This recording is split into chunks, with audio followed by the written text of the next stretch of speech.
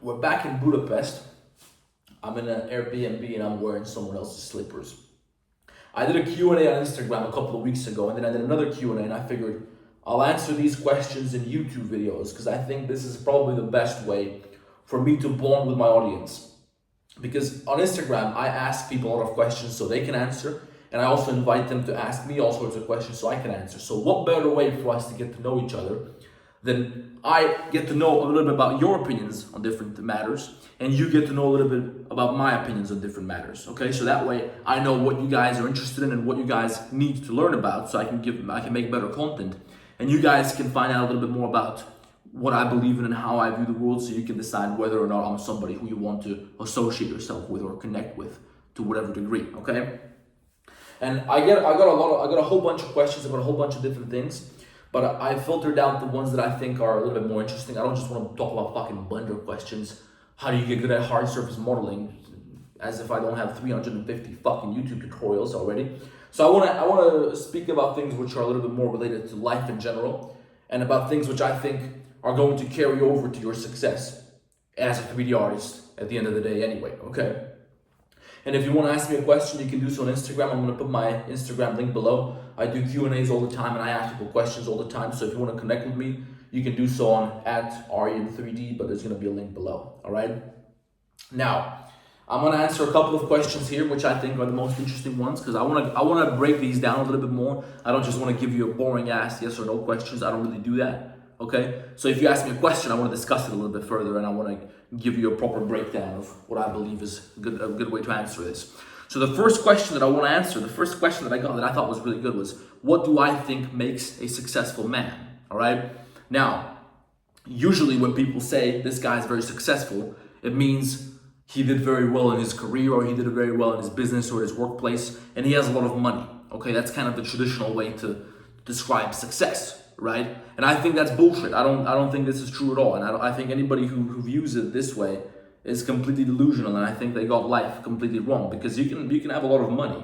You can be a very rich person who's very successful in their career, but you can be miserable. You can be a drug addict. You can be a complete fucking idiot at the end of the day, right? And this is not what I would consider successful. You might consider that successful, but it's not what I consider successful, okay? So my ideas of success is a little bit more broad than that, okay? And this, in particular, the question was about what I think makes a successful man, and I think it's a little bit different for men and women. I think success is a little bit different for the two genders.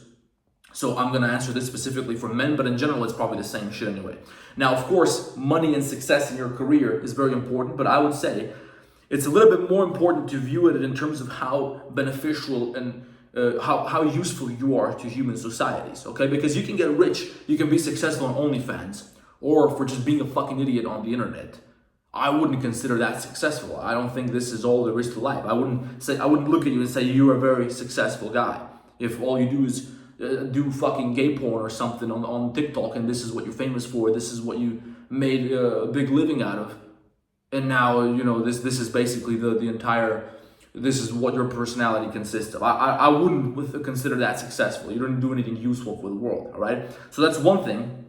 Another thing is definitely your health and your fitness. If you don't live in a healthy body, if you don't take care of your fitness, if you don't take care of your well-being, I don't know how anybody can consider that successful. Like if you're rich as fuck, but you're fat, I would not even think about switching places with you ever. I wouldn't even consider it. I would not want to be like you. And I think for most people, if they want to be successful in life, the first thing that you should try to take care of is your fitness and your health, because that's going to lay the foundation for everything else. At least this is how it was in my experience. If you want to be successful in business, well, you have to understand that, first of all, it's in your hands. This is all your responsibility, which is something that I learned from getting into fitness at a pretty young age. And then you also have to understand that this is a consistent, this is something that you have to do consistently over the long run. If you want to be successful in whatever you're doing in life, it's not going to come tomorrow. There's no fucking secret. It's not really that complicated at the end of the day. You just have to do it over and over and over and over and over again for years. And ultimately, you're going to get to the position where you want to be in. This is something that I learned from fitness. I wanted to get in better shape, and I realized you just have to show up day in, day out, and eventually you're going to get to where you want to be. That's one thing. And another thing I think is a little bit more spiritual, perhaps. But every time somebody asks me what's the purpose of life, I usually try to answer it very simply, and I think the purpose of life at the end of the day, if in the final analysis, if you think about everything, is to have love in your life. Because you can be successful in every other area. You can have 10 Lamborghinis, you can have all the money in the world, you can have a six-pack, you can be famous, you can have everything everything in this material world that you can think of. But if you don't have any love in your life, if you don't have any good people who you can share your emotional experience with, let's say, who understand you and who are there for you and with whom you can sit down somewhere, it doesn't matter where, it doesn't matter if you're dead broke, it doesn't matter if you're doing terrible in life in general. If you have somebody who you love in life, who you can share this emotion with, that's, at the end of the day, that's the most important thing. And I think deep down, we all understand this very well. And this is why everybody works really hard in their life to try and get to a position where they feel like they're going to be successful, but they don't understand that at the end of the day, the purpose of it all is to get love in your life. Whether that's from a partner, whether it's from your family or your friends, that's a different matter, that's a different subject for discussion. But at the end of the day, if you think about your goals in this way, I think you're going to be much more fulfilled in life, and your life is going to be something that you can see as a success. I think it's going to be a much better way to look at it, right? This is at least how I look at it. And if I think about, okay, well, I did all these things, I don't consider those things accomplishments. I don't consider 100,000 subscribers on YouTube accomplishments. That doesn't mean a damn thing. If that got deleted tomorrow, I'd probably feel pretty shitty about it. And I'd probably, it wouldn't be great, but I'd forget about it. If you ask me, would you rather lose your favorite person in the world or your YouTube channel? Fuck the YouTube channel. I don't give a fuck about the YouTube channel. Put me in debt, put me in prison. I don't care. It doesn't matter. It's not even close to how important your favorite people in this world are. So just remember that. So I would say those are probably just some of the aspects. We can go deeper on it, but I want to answer the next question. Somebody asked me, why Warsaw? I recently announced that I moved to Warsaw, Poland. In my last video, I said Warsaw is, in my opinion, currently the best city in Europe, certainly the best country in Europe. All right, and I'm going to tell you in short why. I've lived in several different cities in Europe. Throughout my whole life, I've basically been bouncing back and forth in different cities. And I've also been traveling quite a bit. I'm not the most well-traveled man on earth, but I've been around the block a little bit, okay? So I understand how it is in different places. And I figured that right now, for me at this stage, Warsaw is probably the coolest, the best place. And I'm going to explain to you why. I've lived in Copenhagen before. Now, a lot of people usually think that Copenhagen or Denmark or these developed Western or Nordic countries even are the best in Europe because that's where most of the money is, right? But this ties back to what we were discussing previously. Is that really the most important thing in life? Now in Denmark, sure, if you go work at a job, you're gonna get a higher salary than you're gonna get in Romania or in Serbia or in Croatia or in Hungary or in Poland. Okay, certainly that's the case. But for me, it's a little bit more important than that. I didn't like Denmark, Copenhagen, because I didn't feel like I belonged there. You guys know the type of shit that I say on Instagram. You know the type of things that I believe in personally. And as you would imagine, people in very liberal societies, such as Denmark, Copenhagen, or the Netherlands as well, or Sweden, in general, these people don't really like people like me, let's say. All right, it's not really something that it's gonna help you fit into society. So I always felt like I have to kind of conceal this part of my personality if I want to fit in, if I want to get along with these people. And I don't like that. I said, fuck it, I don't want to be a part of this, okay? So I decided to move back to Budapest, Hungary, which was a city very familiar to me because I've lived there before. And that was much better culturally because I feel like the views of the people in Hungary align much better with my views. But if you think about Budapest, Hungary, it's a cool city, it's fun, there's a lot of things to do, it's very beautiful. But when you think about it a little bit better, I realized, this thought really only occurred to me after I've been to Warsaw, Poland a couple of times. And I realized, okay, when you look at Budapest, I don't really think, wow, what a very technologically advanced city, what a well-developing city. I'm sure this city has a very bright future. I've never had this thought never occurred to me when thinking about Budapest, okay? Whereas when I came to Warsaw, Poland for the first time, and the second time, I was blown away, okay? I always tell people, when I went to New York City when I was 15 years old, I had huge expectations because on TV they presented it's the most beautiful place in the world, it's the center of humanity, this is where everything happens, all the skyscrapers, Times Square, everything's beautiful and modern. When I came to New York City for the first time, I was shocked because the place is fucking disgusting. It's full of degenerates. It feels very unsafe. It's filthy. I was completely disappointed. I was shocked. I never want to go to that city again. It was unbelievably filthy. It was really unsafe and it was horrible. I was really disappointed. But when I came to Warsaw for the first time, I pretty much felt like I got what I expected from New York City. Obviously on a smaller scale, but I think you understand what I'm talking about. So Warsaw, when you think about it, it's a city which, if you look at its economy, if you analyze how Poland's been behaving economically over the last 30 years since the collapse of the Soviet Union, it's heading in a very good direction. Now, someone's going to tell you, yeah, I disagree because this and that political party, but from my perspective right now, based on what I've seen, based on my little analysis that I've performed, it's a place where I want to be right now and for the foreseeable future. If something changes, maybe next year you're going to see me go to Moscow, Russia, who the fuck knows? I don't know, right? Right now, I think it's doing very well, and I think it's a place where overall people have a different perspective on life. People are more ambitious. People are moving forwards, as opposed to, for example, Budapest, Hungary, where you don't really get this type of feeling. And I think for me, it's a better environment to be in. So that's why I chose to move to Warsaw, Poland. It's also because, well, we have some business there.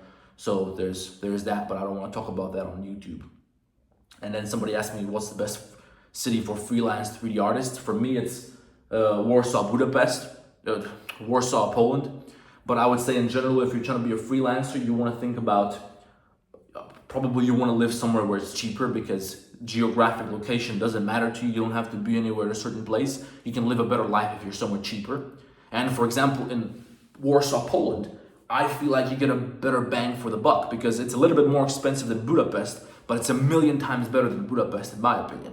And if you go to New York, for example, or something like that, or I don't know, LA or whatever fucking city, let's say Berlin, or I don't know, London.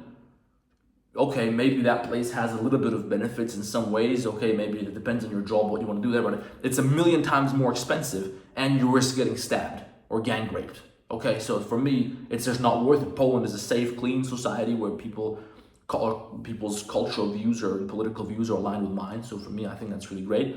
So you want to find somewhere where you feel like you can fit in with the people. The people are kind of similar to you. You feel like you belong here. You like the people there. But it's also a place where you can make a good living off of what you make. Unless you really want to push yourself, then you can go somewhere expensive, so that gives you like a little boost. Okay, well, I gotta catch the fuck up. I gotta make more money. But I prefer Warsaw, Poland. Now, this was a really good one. Somebody asked me, do you think it's possible to have a stressful job that drains your energy and a stressful side hustle? And when somebody asks me about stressful jobs, stressful side hustles, my first reaction to this is, first of all, what do you know about stress? When you ask me about a stressful job, I think you forget that there are people right now who don't know if their family is going to get bombed tonight or not. And they've been living this way every single day for years. There are people right now who are starving to death, who don't know. There are people right now whose favorite person or loved ones have a disease and they don't know if they're going to die tonight or not. So when you ask me this kind of question, I just want to remind you that, first of all, you probably don't know what stress even means. For most of you, some of you have probably been in this kind of situation, but for the most part, just be aware that you probably don't know what stress means at all. So your job is not stressful. Your side hustle is not that stressful at all. But to answer your question, well, yeah, obviously I do think it's possible. I worked a job which I found very stressful. It was very, very draining, and I would do 12-hour shifts on the job. It was like customer service and logistics and shit like that, and the company was declining, so I had to deal with shit that was really unpleasant to deal with, okay? If you look at it from the perspective of, if you compare it to other jobs, it was much more difficult than being a delivery driver, for example. But I don't look at it in terms of how stressful it is. It's just, this is what I gotta do if I wanna get to where I wanna be. So I can't complain about it being stressful because my house is not getting bombed tonight. My family and my loved ones are not sick, and I don't expect them to die tonight, so I don't have any such thing. So this is something that I don't even consider as a factor for my job and my side hustle or whatever it is that I do. But I did work really long shifts at the same time as university, and I was slowly trying to grow my business, and I was writing books, and I was juggling many things at the time. For me, it was possible because I was willing to do it. So for me, I think it's absolutely possible. It's just a matter of whether you really want to do it or not, or whether when you come home from your 8-hour shift, you're gonna say, oh no, I'm tired, I don't feel like going to the gym, or I don't have to work on my side hustle because I did an 8-hour shift today. So that's your decision at the end of the day. I think it's possible. The real question is, are you willing to do it? And I think you got to think about this one pretty hard, because you got to be honest with yourself. Now, I got a couple more questions that I don't want to get into in this video. If you guys want to do more Q&As like this, again, you can ask me on Instagram, but I'm going to answer one more to lighten up the mood a little bit. Somebody asked me, Aryan, what's a good conversation starter? And I think this is important, because I always tell people that social skills are important, especially for 3D artists, because you people tend to spend your entire life on the computer. And today, in the age of social media, people fall into the trap of believing that everything can be replaced with online life, right? Everything happens online. You don't have to go outside and socialize anymore. So the question is, what's a good conversation starter, so that when you are outside, how do you talk to people? What do you do? Okay. Now, let me ask you a question. This is what somebody told me a long time ago. I don't know who, but think about your best friend right now. Okay, whoever is your best friend, if you have one. Some of you don't, but if you have a best friend, think about what's the first thing that you said to that person, or that person said to you. You don't remember. Nobody fucking remembers this. The point is, you just started talking about something.